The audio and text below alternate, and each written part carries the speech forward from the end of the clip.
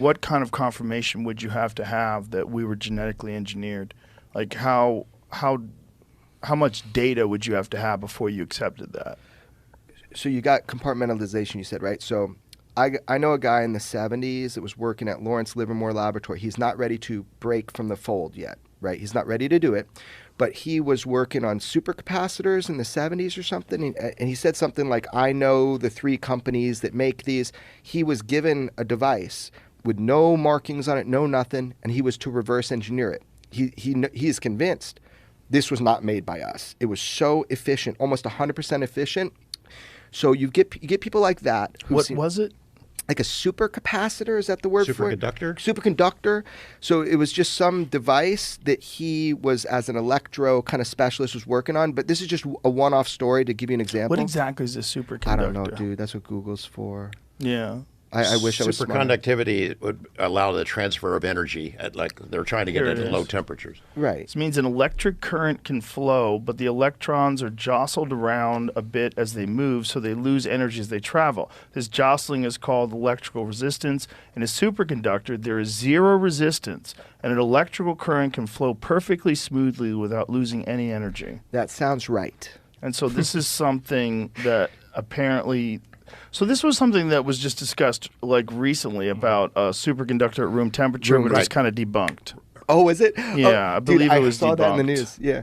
Was it debunked? It's been debunked a couple of times. They keep taking another stab at it. It's like Chinese propaganda or something. No, I think they couldn't replicate it or find out what it is. That's as far. I think that's exactly it. Yeah, they couldn't replicate it. Right. So check it out, though. What I can say is, so I have 2 pieces of graphene, and they're like these little squares. And one is they're metamaterials, meaning it doesn't occur in nature. We made them. I have 2 kinds, 2 pieces.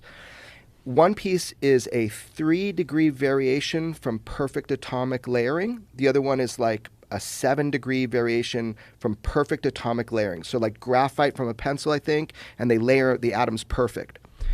The one that's 7-degree and the one that's 3-degree, if you have an ice cube, and I take the 7-degree of orientation off from perfect and I push it into an ice cube, it's like a hot knife through butter. It instantly gets cold, and your finger gets cold, and it stops in the ice, right? Because it's transferring the heat. I guess this is a superconductor, I think. It pushes the heat from my fingers right in. So that material has unique principles and properties because of the way they atomically layered it. Mm-hmm. The 3-degree one, it goes much deeper and faster because it's like a faster transaction of that heat.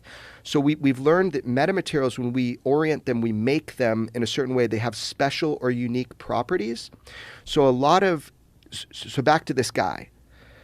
A lot of what it seems like we're doing is trying to get derivative technologies from something that's more advanced than what we have. And they could be little things. So all he saw was a superconductor, okay? I believe that's the right word. That's all he saw. He only has suspicion. It's never been put to market since the 70s. What the fuck? He worked on one. So that's one type of, like, I don't know, whistleblower or witness that we got.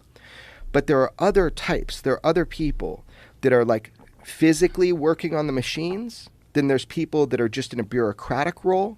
Then you've got people like David Grush who do discovery on finances and programs and interview people.